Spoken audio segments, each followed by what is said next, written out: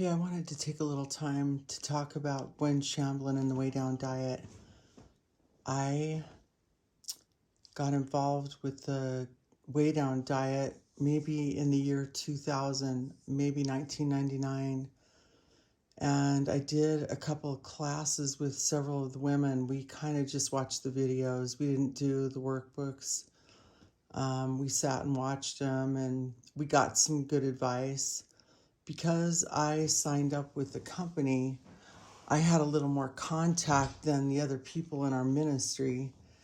And I think it was helpful for some people. They chewed slowly, they ate less food. I have a problem with blood sugar, so I called the ministry right away and said something to the fact that waiting for the growl I didn't think was going to work for me. And I kind of got the impression that it was a law, to wait for the growl. I can see as time went on that a lot of people interpreted it that you're going to go to hell if you don't wait for the growl because that's God's voice and you're being rebellious. But I tried to hurdle that and they said, no, you can be led by the Spirit, because I think that's kind of what I was looking for anyway. I have always tried to take on more discipline and get more answers and seek and knock and ask and find. And several of us had concerns about some of the things we saw, and we were vocal about that, especially her daughter looking like she's about 3 bites away from being ready to die. So several of my friends watched that HBO video that they did also. That's why I'm making this right now. I've always been on their mailing list, but from time to time they call. And I've been pretty open and honest about, why is her daughter so thin? I think I even asked at one point that she seemed to verge on anorexia to me. I think there's times she's looked like dangerously thin to me also. And I kind of came to the conclusion that the whole Way Down diet was just really another set of laws. And again, a lot of the things that she's saying that she coined are things that actually have been around a long time.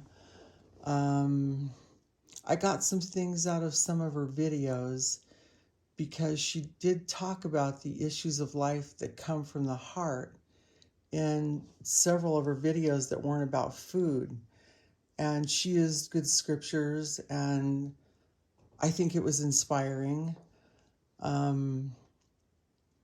Years ago in our ministry, I had a serious problem with food myself, and I didn't have any friends as a kid. I wasn't connected to real relationships. I mean, my father was absent. My mom was really busy. She had a lot of children. I mean, food was really my only connection, and I had a really terrible relationship I remember stuffing myself from a really young age.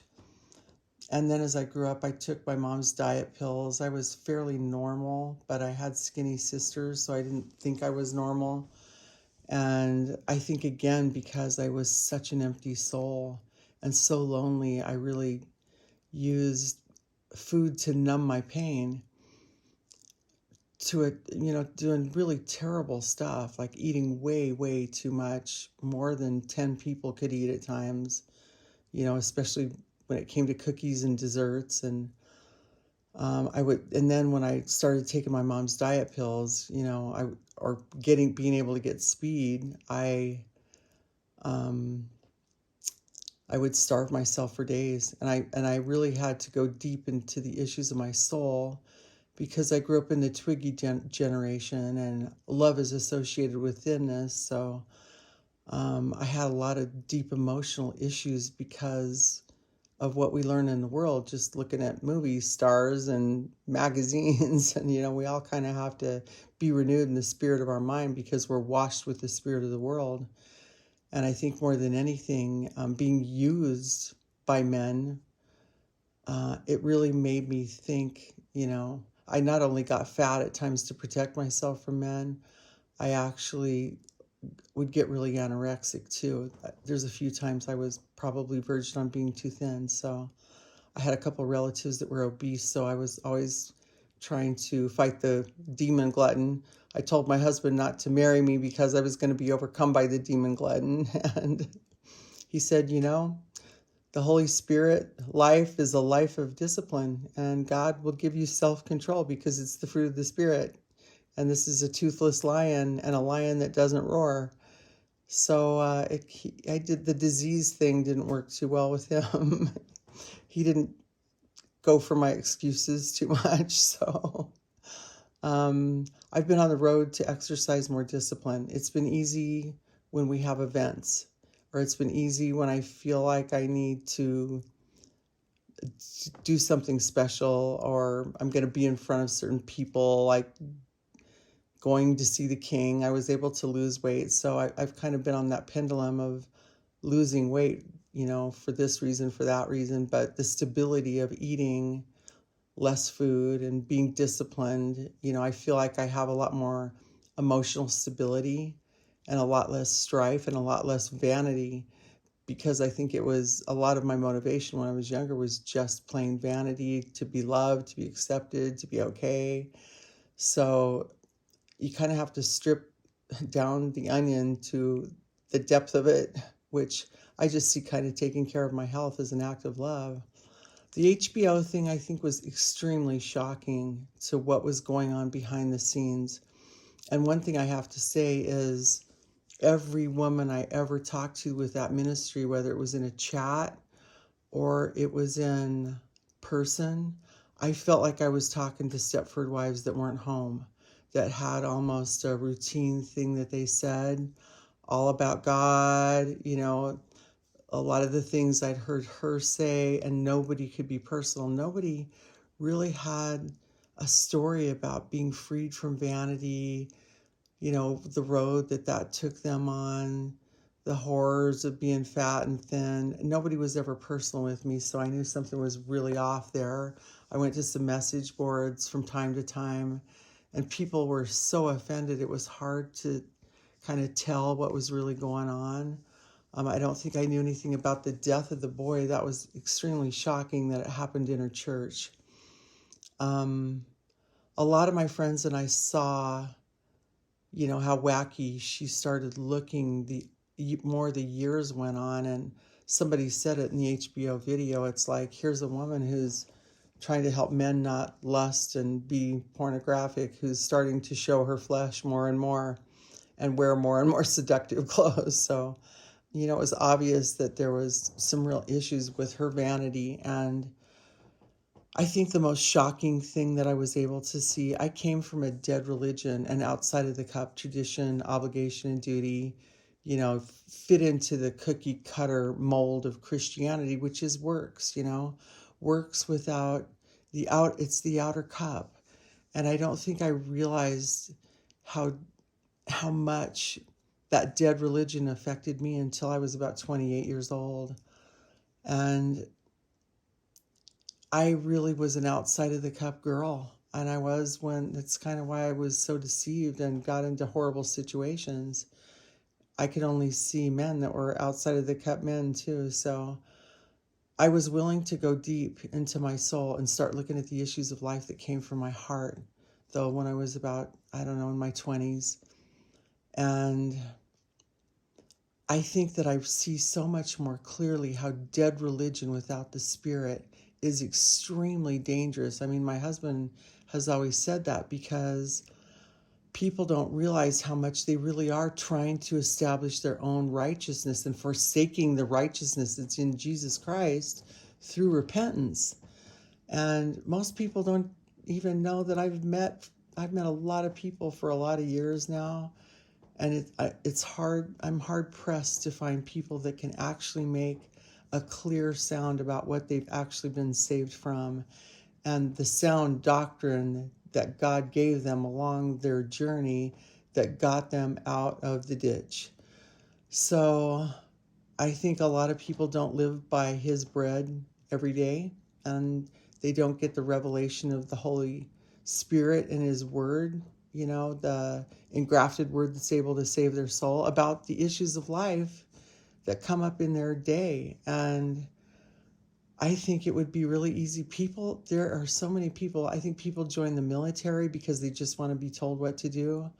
I think people go sit on a pew and have some priest or pastor or man of God tell them what to do because they don't want to take personal responsibility.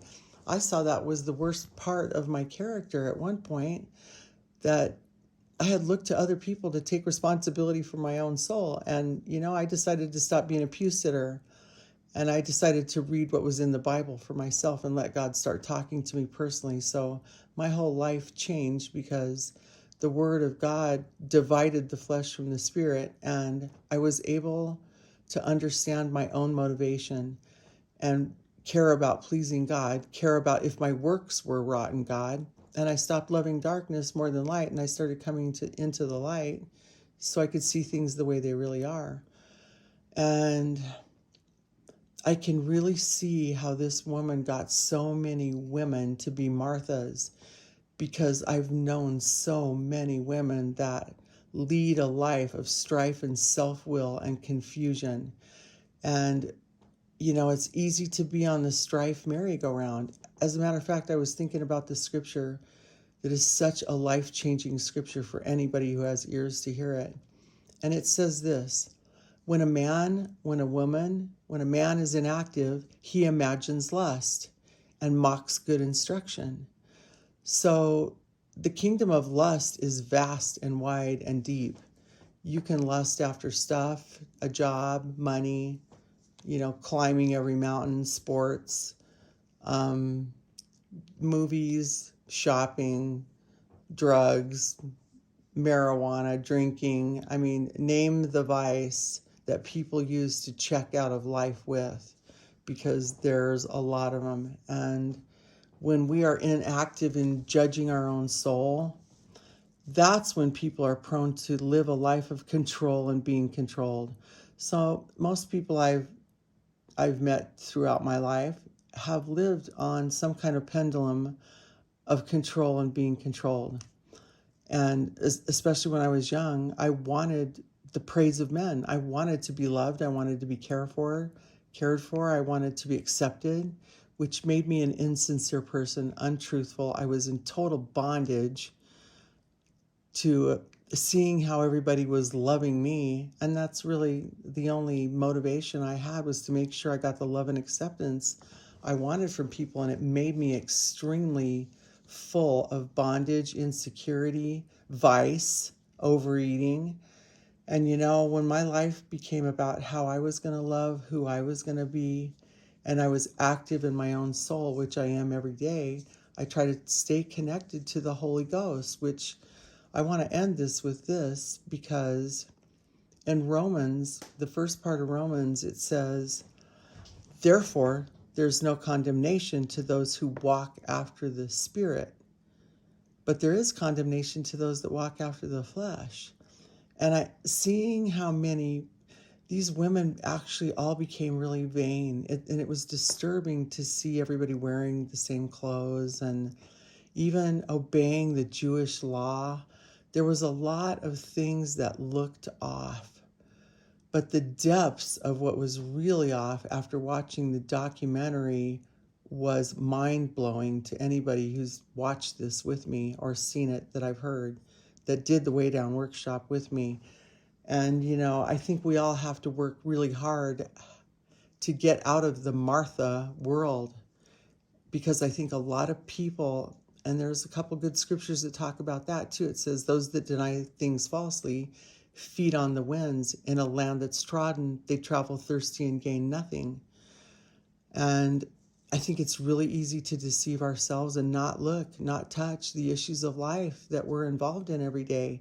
The relationships, doing what's right with people, loving them, caring for them, and not slandering and looking down on people, having a right spirit with people, speaking the right words, just doing that every day is really where we should be living. And I think the more that I am spiritually responsible for my own life and being led by the Spirit, conquering my flesh has become a lot easier.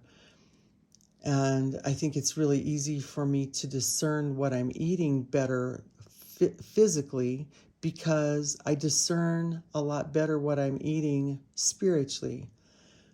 And the scripture in Corinthians is perfect for that.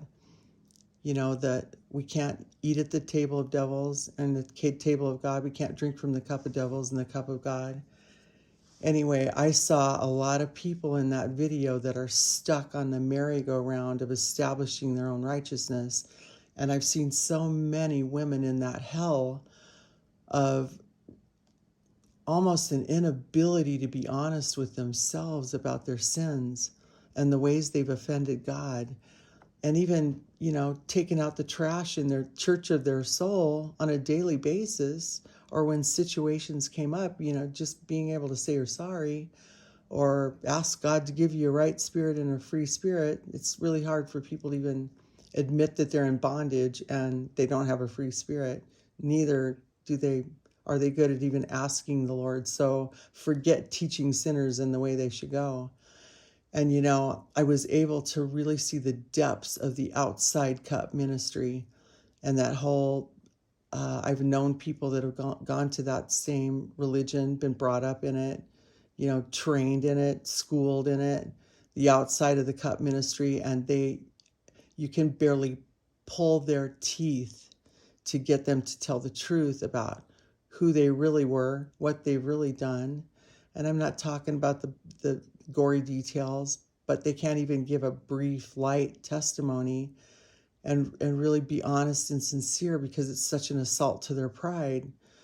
And, you know, that's what that religion fosters. Dead religion without the Spirit is horrible. It was the enemy of Jesus Christ. All through the Bible, that's what he got upset about. That's what he spoke to. The people that practiced the law that had dead religion. And although I think there was some good things, and we got some good things out of it, there's so much bad. There's so much bad where people start conforming without any understanding just because they're having somebody tell them what to do. One of the hardest things that happened in my life when I met Gene Sullivan is the fact that he was holding up the mirror to me to choose my own actions and stop making excuses. And he was unwilling to program me and tell me what to do and how to do it and control me. And I'd only lived in controlling relationships to try to get my needs met. So there's a great book called The Control Trap. And that's what I saw, that church was full of control. And it caused a lot of harm and a lot of hurt. And I've seen a lot of pain and suffering in myself in dead religion. Religion without the baptism of the Holy Ghost. Religion without the ability to even know if you're walking after the flesh or after the Spirit. And I really felt like it was important for me to speak about this for everybody I got involved in Way Down Workshop and for anybody else that might want to hear this. Anyway, God bless you, and I pray that God would open your eyes to true religion, because the issues of life come from the heart. And when we don't touch the issues of life, we're going to be prone to do dead works to establish our own righteousness. Anyway, God bless you. Amen.